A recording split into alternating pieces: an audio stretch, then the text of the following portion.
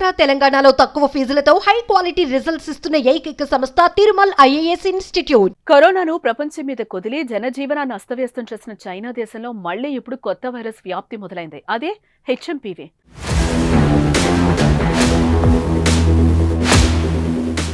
ఈ వైరస్ వ్యాప్తి అధికంగా ఉండడంతో చైనాలో మరోసారి ప్రజలు ఆసుపత్రులు పాలవుతున్నారు. బీజింగ్, తింజిన్, హెబీ, షాంగ్జీలో ఎక్కువ కేసులు నమోదవుతున్నాయట.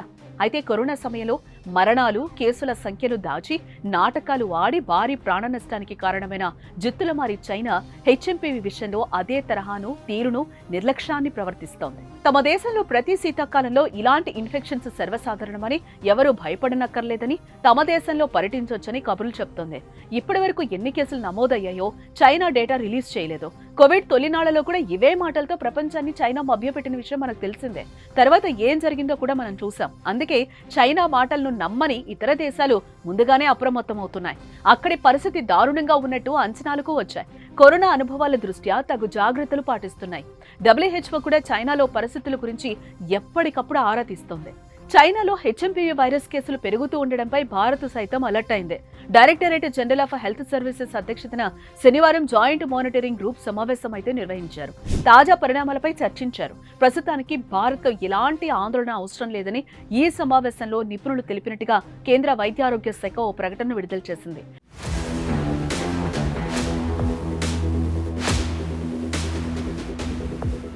ముందస్తు చర్యల్లో భాగంగా ఇప్పటికే పలు చోట్ల ఆర్ఎస్ఐ, హెచ్ఎంపీవీ వంటి పరీక్షలు చేస్తున్నట్లుగా ఆరోగ్య శాఖ వెల్లడించింది. ఒకవేళ శ్వాసకోశ వ్యాధులు అనుకోకుండా పెరిగినా ఎదుర్కొనేందుకు సిద్ధంగా ఉన్నట్లుగా కూడా తెలిపింది. హెచ్ఎంపీవీ కరోనా లాగా చాలా డేంజరస్ వైరసే. ఈ వైరస్ లక్షణాలు కూడా ఫ్లూ, ఇతర శ్వాసకోశ ఇన్ఫెక్షన్ల మాదిరిగానే ఉంటాయని వైద్య నిపుణులు వెల్లడిస్తున్నారు. దగ్గు, జ్వరం, ముక్కు దిబ్బడగా అనిపించడం, శ్వాస తీసుకోవడంలో ఇబ్బంది వంటి లక్షణాలు కనిపిస్తాయని తెలిపారు.